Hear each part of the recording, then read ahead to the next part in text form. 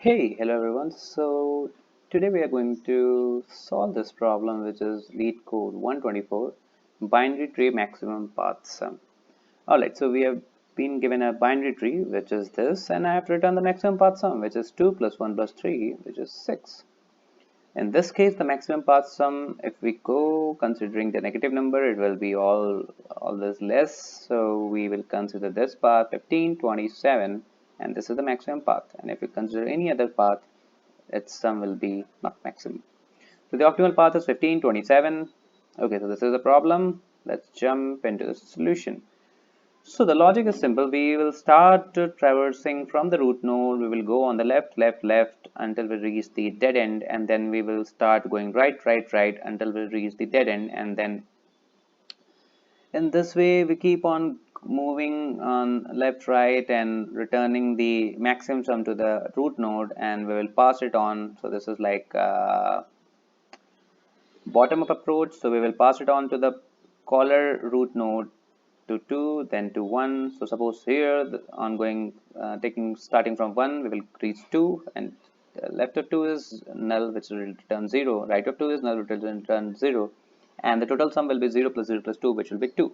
And now this will be returned to this, and it will maintain a global sum variable which will always store the maximum value. And now we will return 2 here, and now the right of this is 3, and alright, so 3 left of 3 is 0, right of 3 is 0, so 0 plus 0 plus 3, this is the whole sum. 3 will be returned to 1, and now we have returned 2 from here and 3 from here, so maximum of these two will be returned from this root node to the upper node, which is none here. Meanwhile, we will maintain the sum of all the nodes, and that will be the maximum sum. So coming to the code, it's pretty simple, and it's something like suppose I have to call maximum sum method where I will pass the root, and then I will have one global variable int maxsum equal to dot min value,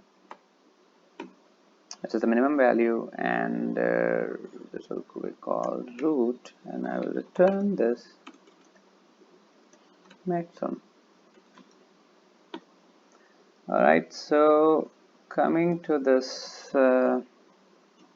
int type maximum sum method, which will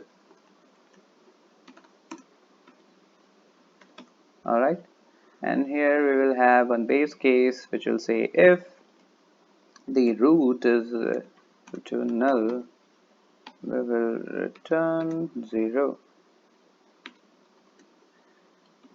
Alright, okay, and if the root is not null, we will just have the left value as math.max 0 comma alright, we will call this method recursively with root.left.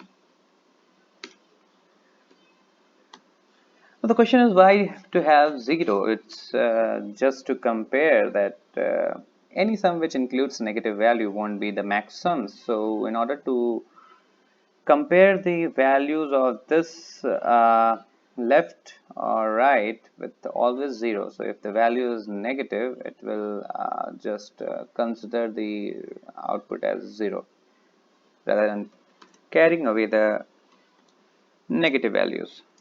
The same goes for math.max right 0 comma maximum. This logic is same as one in the Kadane's algorithm, where we maintain the sum longest subarray, and in the same way we use the logic of if the sum is less than 0, we always take the calculated sum as 0. Alright, so this is something similar to Kadane's algorithm, and so we have the left, we have the right, which is basically calling the left node and the right node, and now we have the sum. So maxsum equal to math.max, either the maxsum or left plus right plus left plus right plus left plus right plus root, sorry, dot well. Alright, so the sum is left plus right plus root dot well, but what we will pass is either left or right plus root. So what we will pass to the caller is either left or right, left or right, and with this we will pass root dot well. So the logic is simple. We maintain the global variable maxSum to have the sum of this 2 plus 1 plus 3 and keep on maintaining the sum based on if we have more nodes above 1 as root node. And when we pass, suppose there is a node above 1 and we have to return the output of this lower subtree, and in that case we will basically return 3 plus 1 to the upper node, not including the 2. So this logic basically helps to take the max of left and right and then adding it to the root dot well and returning it to the previous value to the caller node. Alright, and the maxSum is basically calculated each time, and this is the global variable, and this is being returned based on the calculation. Let's see whether test cases are passing. Alright, so here we go. This has been accepted, and this is a simple solution for this binary longest sum for the binary array, binary tree. And thank you. See you in the next problem.